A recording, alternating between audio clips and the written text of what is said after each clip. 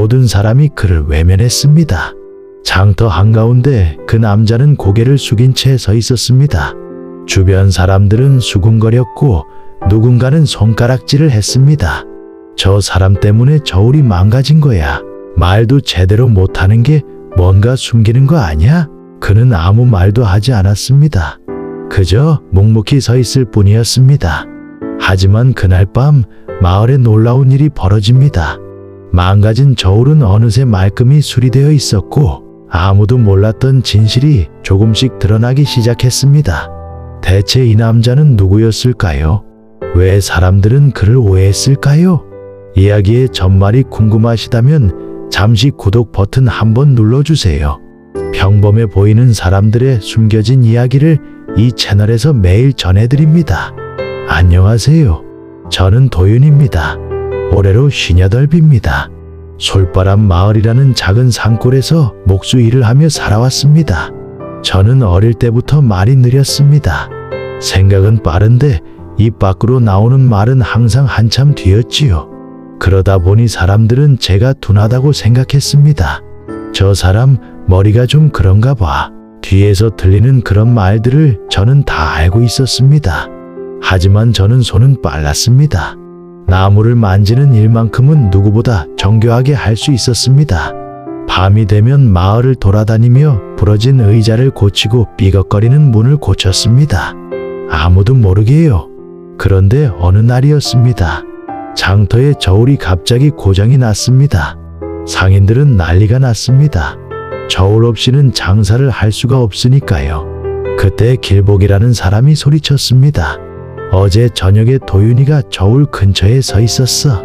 내가 똑똑히 봤다고. 사람들의 시선이 일제히 제게 쏠렸습니다.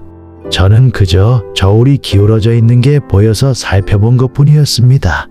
고칠까 하다가 사람들 눈에 띄면 또 이상하게 볼까봐 그냥 돌아섰던 것뿐이었습니다. 하지만 말이 느린 저는 그 짧은 설명조차 제대로 하지 못했습니다. 아니, 그게 저는 더듬거리는 제 모습을 본 사람들은 더욱 의심했습니다. 저거 봐, 말도 제대로 못하잖아. 뭔가 숨기는 거 아니야? 결국 상인들은 제게 말했습니다. 당분간 장터에 나오지 마시오. 일이 정리될 때까지. 저는 고개를 끄덕이고 돌아섰습니다. 억울했지만 어차피 설명해봤자 믿어주지 않을 거라는 걸 알고 있었으니까요. 그날 밤 저는 혼자 작업장에 앉아 있었습니다. 창밖으로는 솔바람이 불어왔고 저는 그저 나무 조각만 깎고 있었습니다. 그날 밤이었습니다. 마을 어딘가에서 아이 우는 소리가 들렸습니다. 그냥 우는 게 아니라 다친 것 같은 비명이었습니다. 저는 얼른 밖으로 나갔습니다. 마을 사람들도 하나둘 모여들었습니다. 장터 모퉁이에서 10살쯤 된 아이가 바닥에 쓰러져 울고 있었습니다. 다리가 부러진 것 같았습니다. 어떡하지?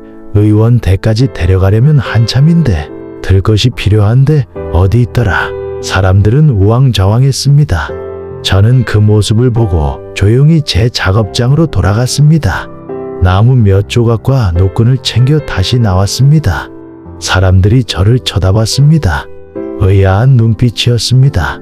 저는 말없이 바닥에 앉아 나무를 다듬기 시작했습니다.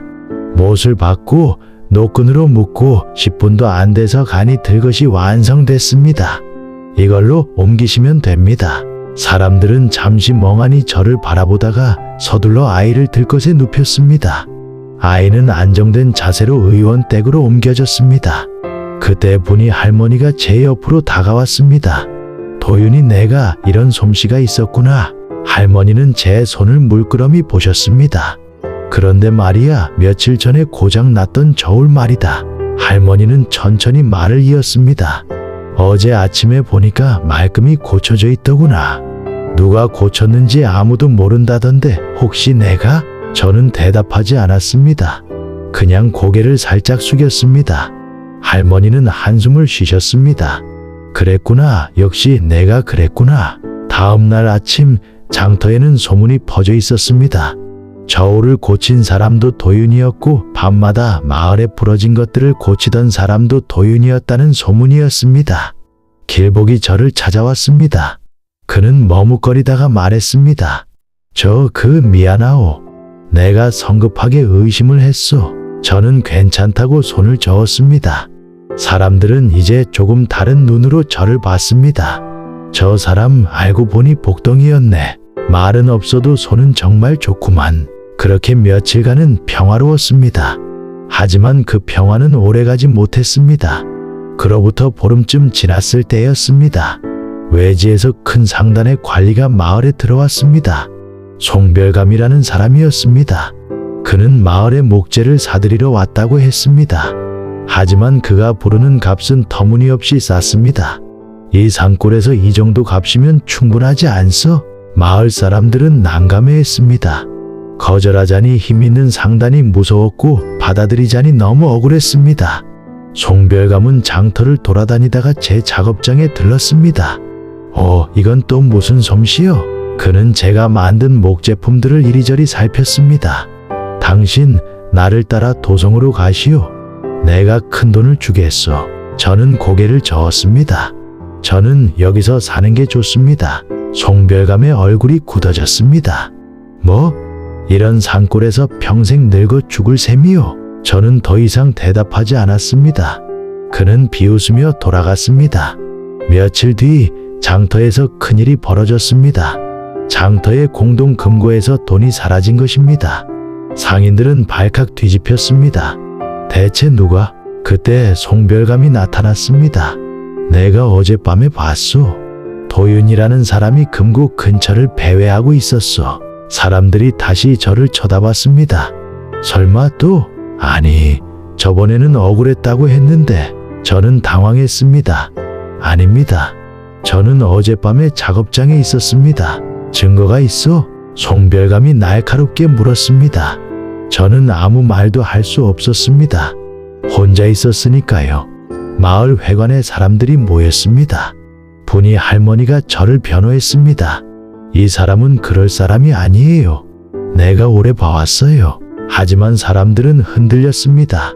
그래도 증거가 없잖아요. 혹시 우리가 또 속은 건 아닐까요? 길복도 난처한 표정으로 말했습니다.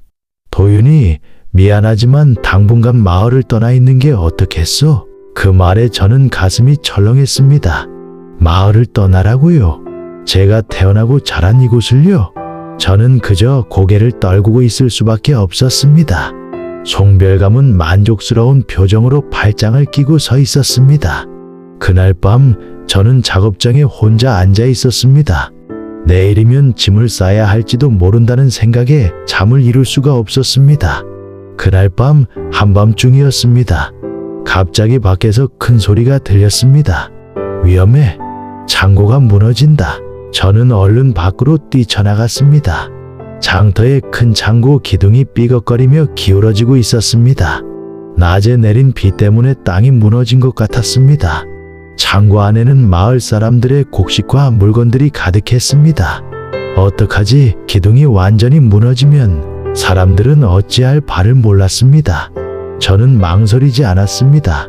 창고 안으로 들어가 쓰러지는 기둥을 두 팔로 버텼습니다. 도윤이, 분이 할머니가 소리쳤습니다. 위험해, 나와. 하지만 저는 버텼습니다. 사람들이 물건을 빼낼 시간을 벌어야 했습니다. 그때였습니다. 마을 아이 하나가 소리쳤습니다. 저기요, 저 사람 보세요. 아이가 가리킨 곳에는 송별감이 있었습니다. 그는 어둠 속에서 무언가를 땅에 묻으려 하고 있었습니다. 뭐 하는 거요? 길복이 달려가 송별감을 붙잡았습니다. 송별감이 묻으려던 건 사라진 금고의 돈이었습니다. 그리고 장부까지 함께 있었습니다. 이게 대체 무슨? 아이가 떨리는 목소리로 말했습니다. 저 아저씨가 며칠 전에 도윤 아저씨 배낭에 뭔가 넣는 걸 봤어요. 그런데 무서워서 말 못했어요. 사람들은 경악했습니다. 송별감은 발버둥 쳤습니다. 아니야, 이건 오해야. 하지만 장부를 펼쳐보니 그가 여러 마을에서 사기를 쳤다는 기록이 빼곡했습니다. 분이 할머니가 나섰습니다. 이 사람이 도윤이를 없애려고 한 거예요. 도윤이가 거절하니까 앙심을 품고요. 사람들은 송별감을 둘러쌌습니다. 당장 이 마을에서 나가시오. 두 번 다시 돌아오지 마시오. 송별감은 결국 도망치듯 마을을 떠났습니다. 창고 안에서는 저는 여전히 기둥을 버티고 있었습니다. 사람들이 급히 몰려와 함께 기둥을 받쳤습니다. 도윤이 이제 됐소. 놓아도 돼요. 저는 그제야 기둥을 놓았습니다. 온몸에 힘이 빠졌습니다. 사람들이 저를 부축했습니다. 길복이 제 손을 꼭 잡았습니다. 도윤이 정말 미안하오. 우리가 당신을 너무 모르고 있었어. 분이 할머니가 제 등을 토닥였습니다. 고생했구나, 도윤아. 다음 날 마을 사람들이 모두 모였습니다. 도윤이, 이제 당신이 이 마을의 정식 목수가 되어 주시오. 장터 일도 맡아 주시오. 저는 고개를 끄덕였습니다. 처음으로 마음 편히 웃을 수 있었습니다. 그렇게 세월이 흘렀습니다. 어느덧 저도 60을 훌쩍 넘겼습니다. 장터는 여전히 사람들로 북적이고 저는 여전히 목수 일을 하고 있습니다. 이제는 사람들이 저를 보고 먼저 인사를 건넵니다. 도윤 어르신, 안녕하십니까? 오늘도 일 나가시는구려. 저는 여전히 말이 느립니다. 하지만 이제는 그걸로 저를 판단하는 사람이 없습니다. 몇 해 전 저는 장터 입구에 작은 정자를 하나 지었습니다. 지나가는 사람들이 쉬어갈 수 있도록요. 정자 지붕 끝에는 작은 풍경을 달았습니다. 바람이 불면 은은하게 소리가 납니다. 분이 할머니는 그 정자를 무척 좋아하셨습니다. 여기 앉아 있으면 마음이 편해진단다. 할머니는 자주 그곳에 앉아 차를 마셨습니다. 어느 날 할머니가 제게 물으셨습니다. 도윤아, 그때 억울하지 않았니? 사람들이 너를 오해했을 때 말이야. 저는 잠시 생각했습니다. 억울했습니다. 하지만 이해했습니다. 이해? 사람들은 보이는 것만 믿으니까요. 저도 그랬을 것 같습니다. 할머니는 제 손을 꼭 잡아주셨습니다. 넌 참 착한 사람이구나. 저는 고개를 저었습니다. 아닙니다. 그냥 제가 할 수 있는 일을 했을 뿐입니다. 요즘도 저는 밤이 되면 마을을 한 바퀴 돕니다. 부러진 게 있으면 고치고 삐걱거리는 게 있으면 기름을 칩니다. 여전히 아무도 모르게요. 그게 제 방식입니다. 말은 느려도 손은 빠른 사람. 그게 바로 저 도윤입니다. 지난 일요일 장터에서 젊은 부부를 봤습니다. 아내가 남편에게 말하더군요. 당신 말이 좀 느려도 괜찮아. 마음이 따뜻하면 되는 거야. 남편은 고개를 숙이고 있었습니다. 저는 그 모습을 보고 정자 쪽으로 그들을 불렀습니다. 여기 앉아 가세요. 바람이 시원합니다. 부부는 정자에 앉았고 풍경 소리가 잔잔하게 울렸습니다. 남편의 얼굴이 조금 밝아지는 것 같았습니다. 저는 조용히 자리를 떴습니다. 오늘도 해가 집니다. 솔바람이 불어옵니다. 정자의 풍경이 울립니다. 저는 이 소리가 참 좋습니다.